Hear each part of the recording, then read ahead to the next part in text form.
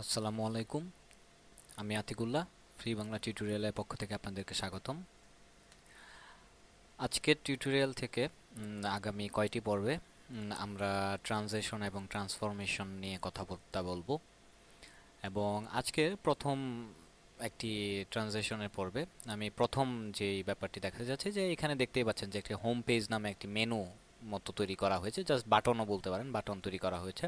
এবং এটির উপরে যদি আমি মাউস ওভার করি তাহলে এখানে দেখুন যে খুব ধীরে ধীরে আমার এই কালারটি চেঞ্জ হচ্ছে। তো এই ধীরে ধীরে কালারটির চেঞ্জের ব্যাপারটি আমি ওই যে আমার মেনু তৈরি করার সময় দেখিয়েছিলাম যে আমার ট্রানজিশন ডিউরেশন নামে একটি ব্যাপার, যে আমরা ওইটি ট্রানজিশন যখন আলাপ আলোচনা করব তখন বলবো।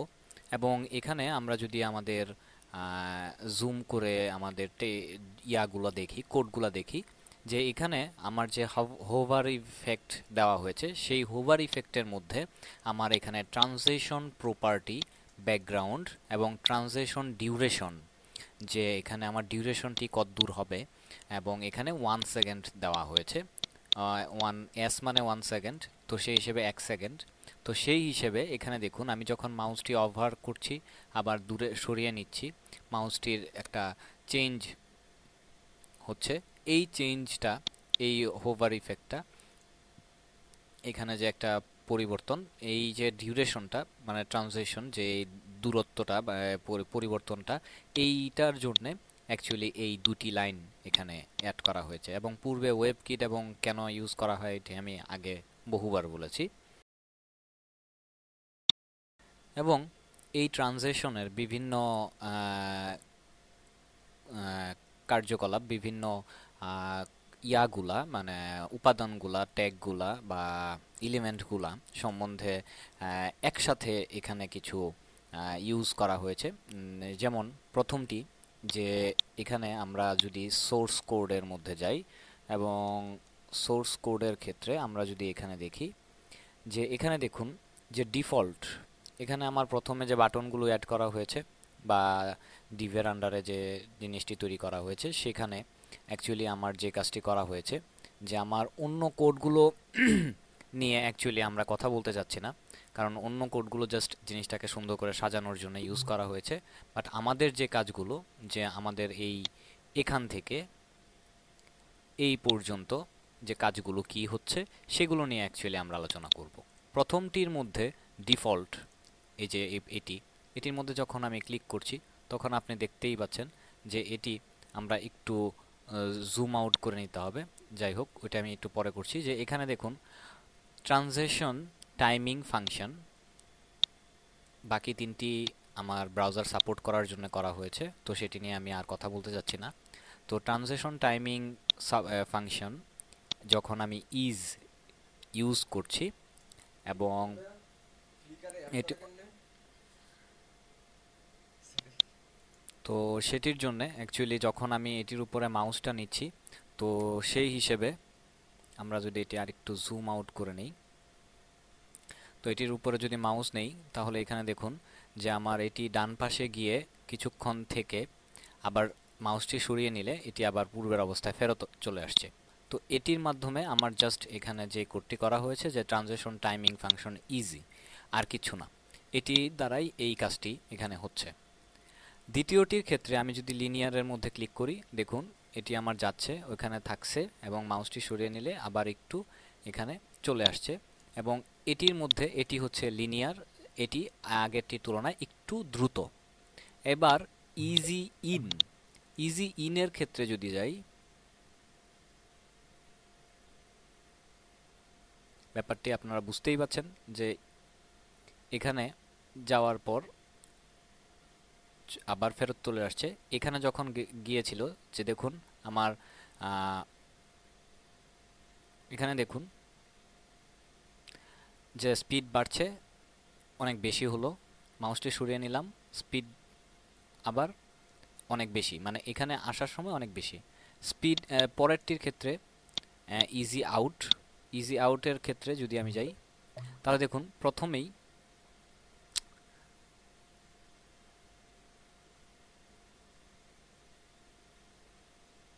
যাচ্ছে, স্পিড কমে যাচ্ছে, আবার এখানে আবার এসে স্পিড কমে যাচ্ছে। মানে যখন ভেতরে ঢুকতেছে তখন স্পিডটা কমে যাচ্ছে, বাট যখন যাচ্ছে তখন স্পিডটা বেড়ে যাচ্ছে।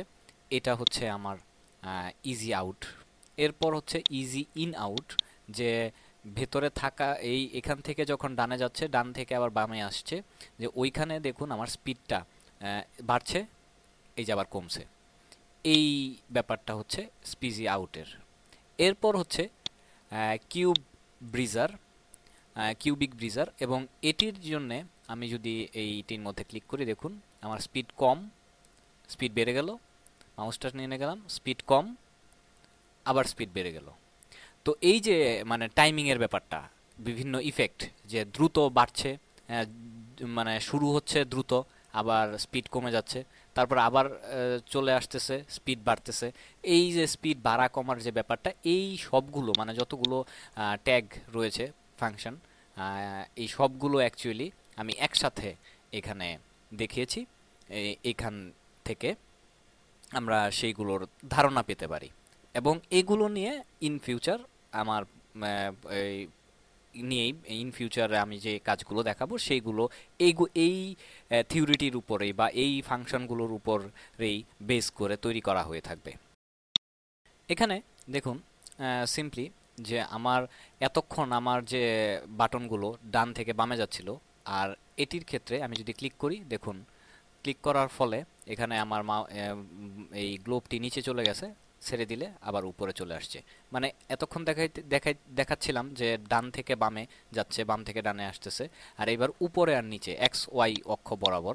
এবং এটির জন্য যা করা হয়েছে, যে আমার এখানে ট্রান্সফর্ম এবং ট্রান্সলেট ওয়াই 300 পিক্সেল ব্যবধানে যে কতটুকু নিচে নামবে সেই ব্যাপারটা, এবং ট্রান্সলেট ওয়াই যে ওয়াই অক্ষ বরাবর এটি নিচে নেমেছে। সিম্পলি এক লাইনের একটা কোড, এবং এখানের ব্যাপারটি আপনারা দেখতেই পাচ্ছেন। এতক্ষণ তো খালি উপরে নিচে ডানে বামে যাচ্ছিল। এবার যেটি আমি করতে যাচ্ছি সেটি হচ্ছে যে দেখুন একটা বাটন ক্লিক করলাম, এটি উপরে এক্স অক্ষ এবং ওয়াই অক্ষ দুই অক্ষ বরাবরই, ডানে এবং বামে, উপরে এবং নিচে দুইভাবেই এটি বড় হয়েছে। আর এটির ক্ষেত্রে দেখুন যে অনলি ডানে এবং বামে বড় হয়েছে, মানে এক্স অক্ষ বরাবর। আর এটির ক্ষেত্রে ওয়াই অক্ষ বরাবর, যে উপরে এবং নিচে বড় হয়েছে।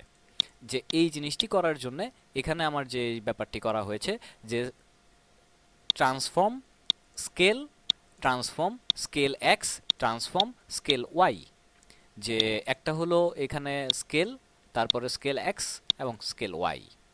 এই ট্যাগটির মাধ্যমে আমরা এই তিনটি ইফেক্ট অ্যাড করতে পারি, তিন ধরনের। এটি অ্যাকচুয়ালি এখানে বোঝানোর চেষ্টা করেছি আমি। আর এই ফাইলটির মাধ্যমে আমরা দেখবেন যে এখানে উপরে লেখাই আছে রোটেট 60 ডিগ্রি, যে আমার এই গ্লোবটা 60 ডিগ্রি অ্যাঙ্গেলে ঘুরে যাবে। তো সেই হিসেবে মাউস ওভার করার ফলে আমার এই গ্লোবটি 60 ডিগ্রি অ্যাঙ্গেলে ঘুরে যাচ্ছে। আমি যদি এটা ডিজাইন ভিউতে যাই, ডিজাইন ভিউতে ট্রান্সফর্ম রোটেট 60 ডিগ্রি, যার ফলে আমার 60 ডিগ্রি অ্যাঙ্গেলে এই গ্লোবটি ঘুরে যাচ্ছে।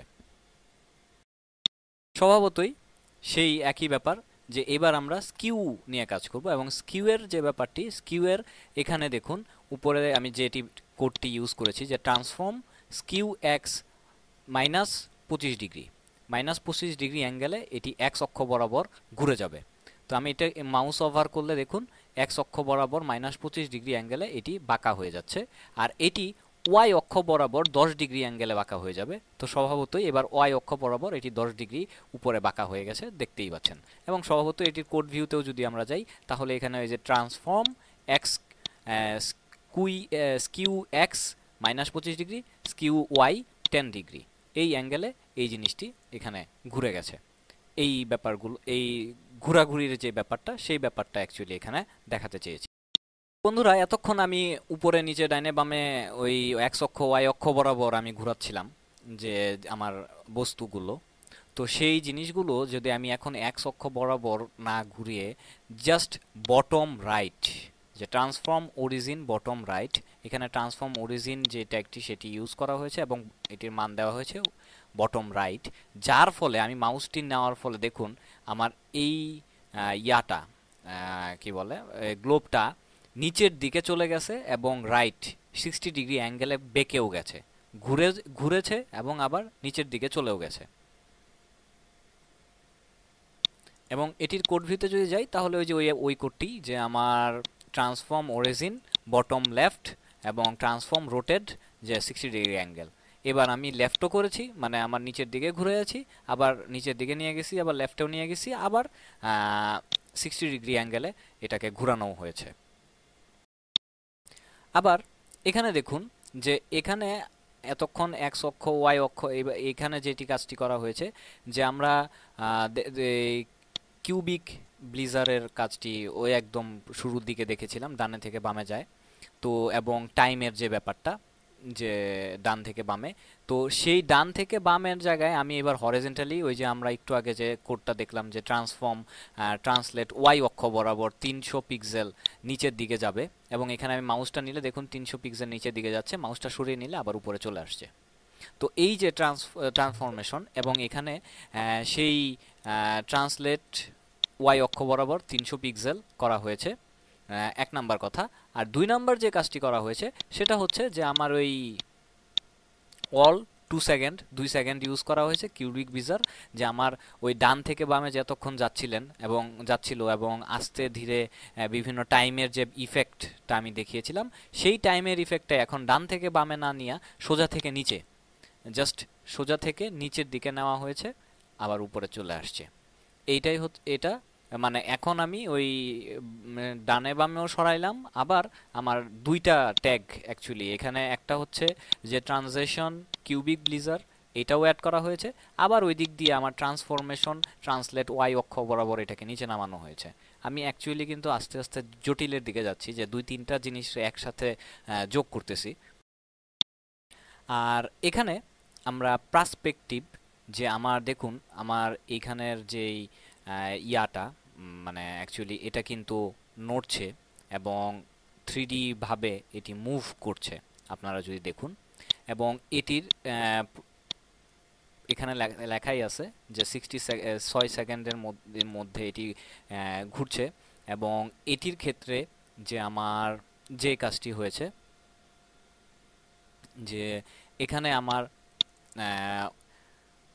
পার্সপেক্টিভ 100% দেওয়া হয়েছে, পার্সপেক্টিভ 3D এবং 6, এবং আবার ওই দিক দিয়ে webkit animation live view 6, erase time out infinity ultimate.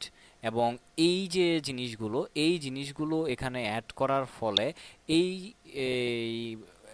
ইয়াটাকে, মানে এখানে 3টা যে জিনিস রয়েছে, এবং এখানে কোনো ইমেজ কিন্তু ইউজ করা হয় নাই, জাস্ট 3টা বক্সের মতো তৈরি করা হয়েছে, সেই 3টা বক্সকে অ্যানিমেটেড করে এটাকে ঘোরানো হচ্ছে 3D ভিউ আকারে। আবার সেই একইভাবে এটাও আমার 3D ভিউ আকারে ঘোরানো হচ্ছে, কিন্তু ওইটা ডাইনে বামে ঘোরানো হচ্ছিল, আর এটা আমার উপরে নিচে ঘোরানো হচ্ছে। এবং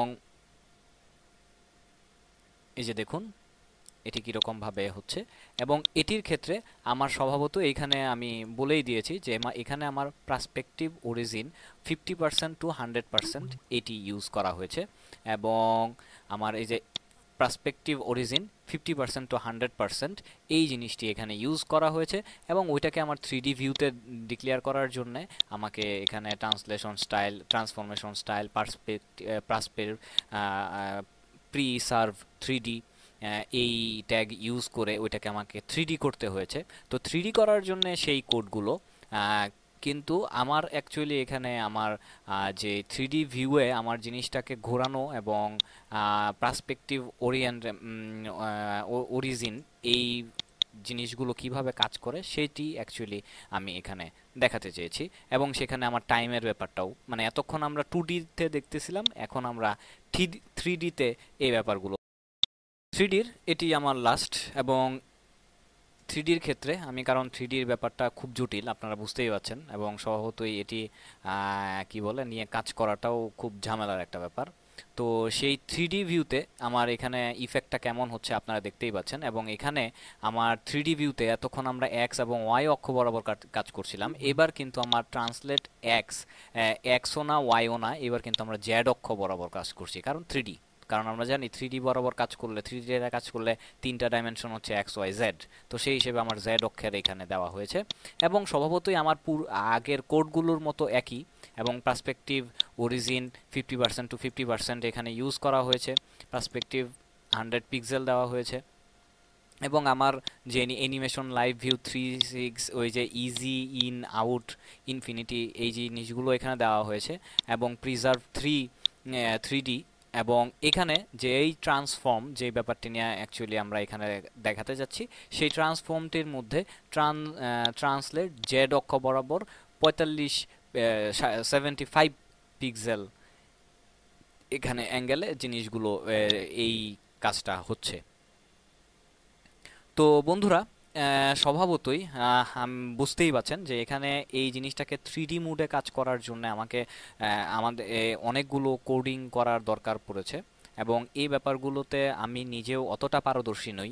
এখানে যে ইয়াগুলো মানে কোডিংগুলো করা হয়েছে, অ্যাকচুয়ালি এই কোডিংগুলো স্বভাবতই আমি বললামই তো, আমি আর কিছু পারি আর না পারি, কপি পেস্ট খুব ভালো পারি। তো সেই হিসেবে আমিও নেট থেকে কালেক্ট করে এই জিনিসগুলো এখানে দাঁড় করিয়েছি। বাট এখানে অ্যাকচুয়ালি আপনাদেরকে বোঝানোর যে ব্যাপারটা ছিল, যে আমার 3D ভিউতে ট্রান্সফর্ম এবং আমরা এক্স অক্ষ, ওয়াই অক্ষ এবং জেড অক্ষ বরাবর আমরা আমাদের অবজেক্টকে কিভাবে মুভ করাতে পারি, সেই জিনিসগুলো অ্যাকচুয়ালি আমি এই কয়েকটি ফাইলের মাধ্যমে এবং কতগুলো উদাহরণের মাধ্যমে আপনাদেরকে বোঝাতে চেষ্টা করেছি। তো টেক সাম রেস্ট, আজকে এই পর্যন্তই। আশা করি ব্যাপারগুলো আপনাদের কাজে লাগবে। তো আজকে এই পর্যন্তই, ধন্যবাদ, সবাই ভালো থাকবেন।